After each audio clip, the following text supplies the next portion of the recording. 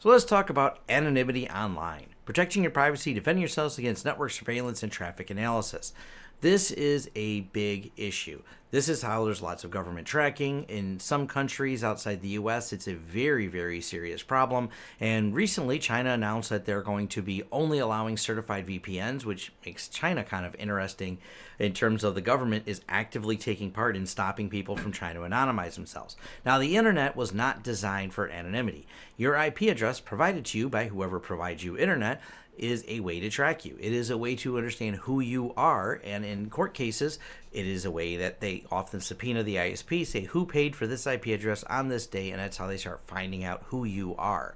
Now, especially for these online activists in other countries, especially we've seen with the Arab Spring, this was a big problem because the government was the ISP, so it kind of cuts out the middleman, and they were able to find people who were protesting online and speaking out against the government, where freedom of speech is not really it is not really good over there.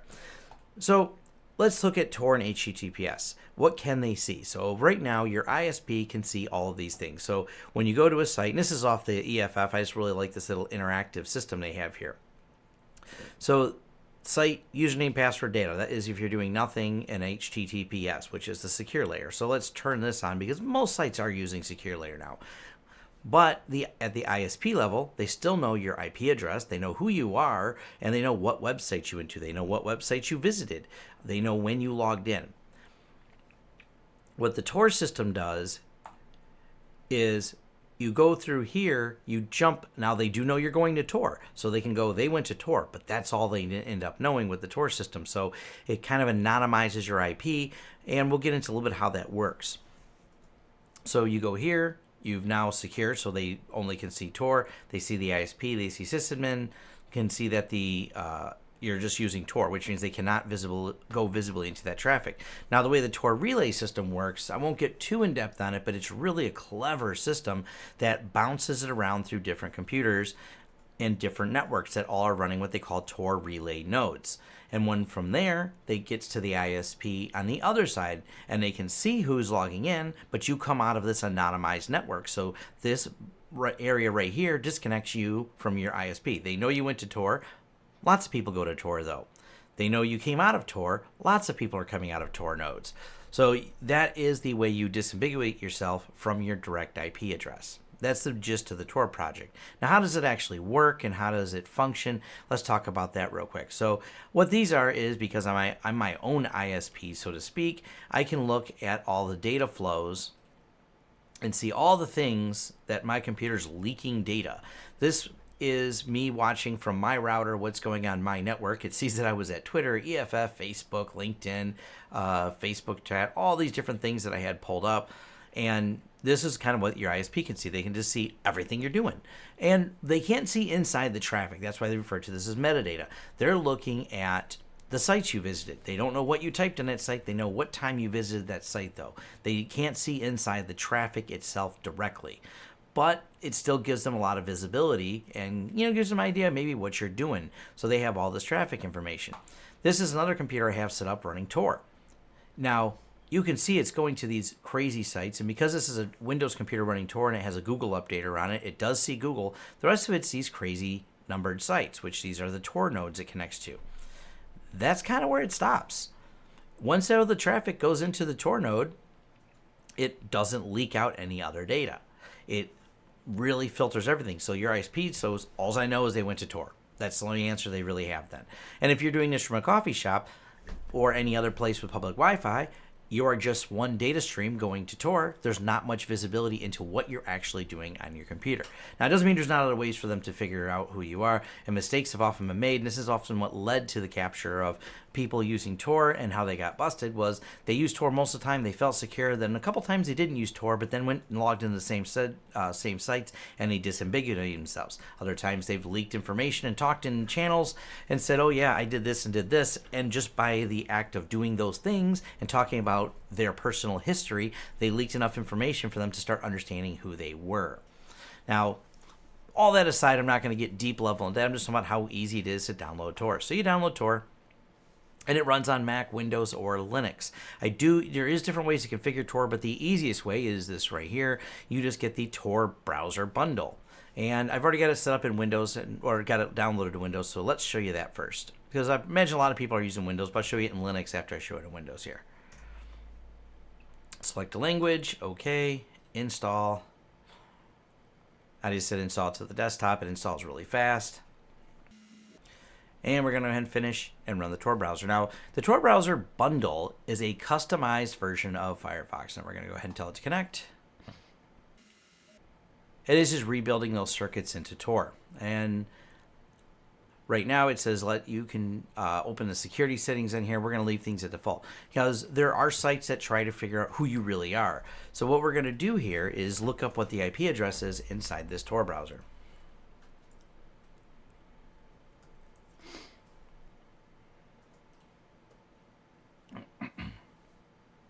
What's prompted me is GeoIP is trying to run an HTML5. I'm going to say not now for this site. And what that does is it will kind of try to de-anonymize you. It may have some other information and it may leak directly out of the computer because the computer itself has an IP address that's real, and it has the Tor IP address, which is filtered through this. So the IP address now is 109.163.234.4 coming out of Romania. Now, Tor exit nodes are public knowledge. So a lot of sites do know that these are Tor exit nodes because they're run by people.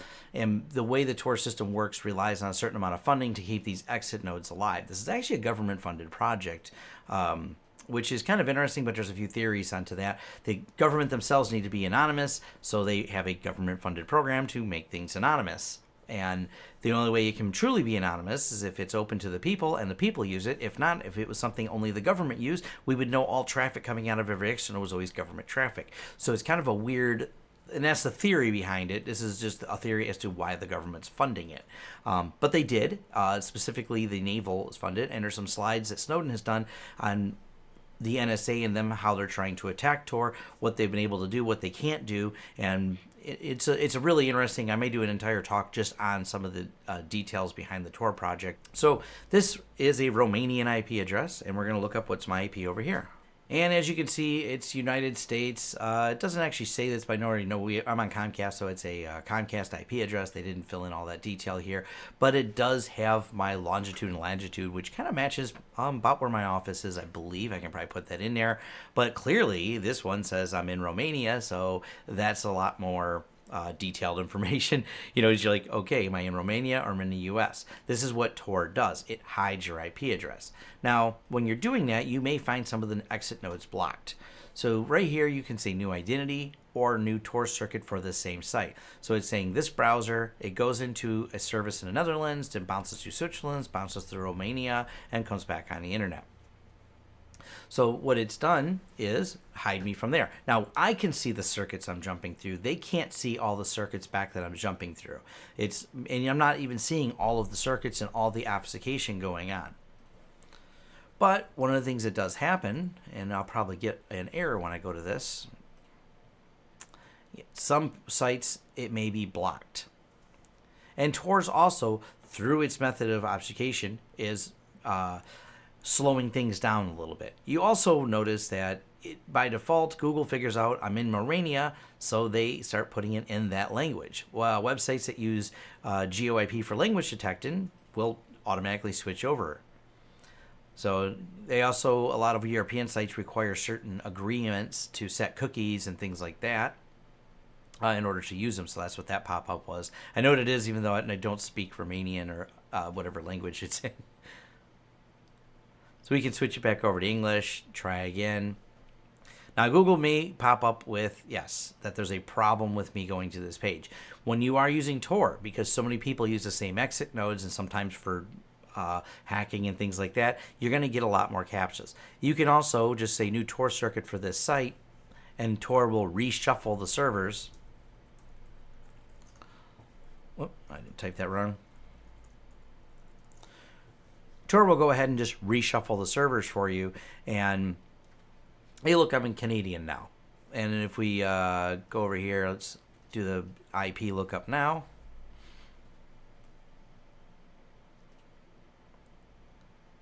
Yep. Oh, it thinks I'm in Switzerland. Google thinks I'm in Canada. They think I'm in Switzerland. But you can see by reshuffling it, it built a new circuit, and that new circuit now has a new endpoint. So we're in Romania before, and now we're in Switzerland, and the circuit's faster. So you just click up there. You want to go back and rebuild that circuit. Now, one of the strategies the FBI used, we learned through some of the disclosure of cases, was by sending you files that you would download on your computer, and because the computer has not been anonymized, only this browser session is, they try to get you to run something that they sent only to you, maybe through an email attachment that you open externally, like a Word document, for example, that then goes back and calls to a website, and it knows your real identity. That's one of the tricks that have been used to help de-anonymize people on here. But as you can see, I can surf the web. Google's probably not the best search engine to use, and part of the reason why is Google requires so much data. They frequently block a lot of people who start using this, and we keep getting these try-agains with Google, and eventually a CAPTCHA will pop up. You'll find yourself, unless you log into Google, doing lots of CAPTCHAs. And Google, it's not as easy to sign up for an email address and to sign in, because they usually want you to verify with some type of phone. That way they can have some better verification of who you are. But if you want to surf some sites and be able to surf them anonymously, maybe create a Twitter account or something, if you want to be, if something is socially unacceptable in your country, but you want to get the word out, Tor's been a frequently used tool for getting that done. You can browse sites such as Reddit. And Reddit does allow you to create logins with anonymity, so you can create accounts and things like that. And as long as you keep using them over Tor, your IP address will be hidden. Matter of fact, you always end up coming every time you rebuild the circuit. It may run from the same Tor node. It may come from a different Tor node. Now, my internet here is really fast, but with Tor, the disambiguation means it's probably not the best for watching movies, videos, or doing any type of traffic like that, because it's not super fast. It's way faster than dial-up, but it's not as fast as my normal 50 meg circuit that I have here. But sometimes you rebuild circuit and you're fine on that. So it's going to give you an overview of how it works. A few other things that are plugins on here is for this script forbidding is built in. This is an extra, the onion router feature that's on here, so you can rebuild the circuits is built in. There are the security settings themselves inside of the Tor browser, which provides the most usable experience. But as you start turning off all JavaScript, anything not in there, all HTML5 banned, or you slide it all the way to the top, the problem is so many websites, when you turn it this high, just become unusable because they use a lot of those features, such as HTML5, to do that. So that's kind of Tor in a nutshell, and I'll show you real quick on Linux here. Oh, also I'll drag this over. So even run on this computer, this is the .103 IP address. Look at the network flows again and refresh it.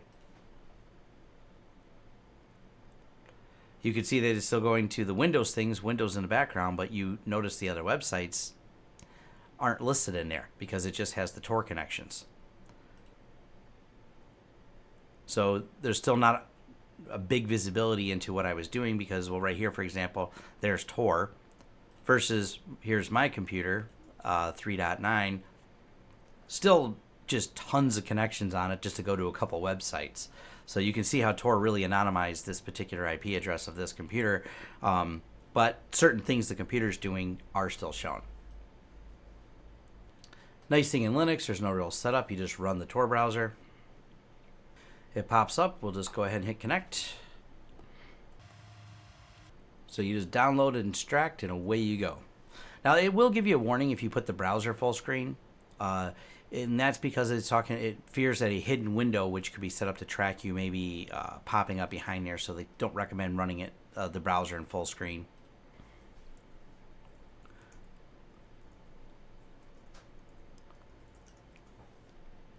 And it does have DuckDuckGo as the default search engine instead of Google. Takes a second to establish the Tor network it's connecting to and building the circuits. And just like in the Windows version, here we are. It thinks now I'm in Stupava. I'm not very good with how to pronounce that, but I'm in the Slavic Republic now with this IP address. So like I said, every time you restart it, even on the same computer, every time you start Tor, you get a new IP address. You pop out of a new country. You don't get to choose this. You can keep rebuilding the circuit until you're somewhere you want to be. But generally, the Tor exit nodes, it's completely a random system to generate where it does. I think it tries to find some type of more efficient route, but it's still pretty random. You don't really get to pick a lot of that.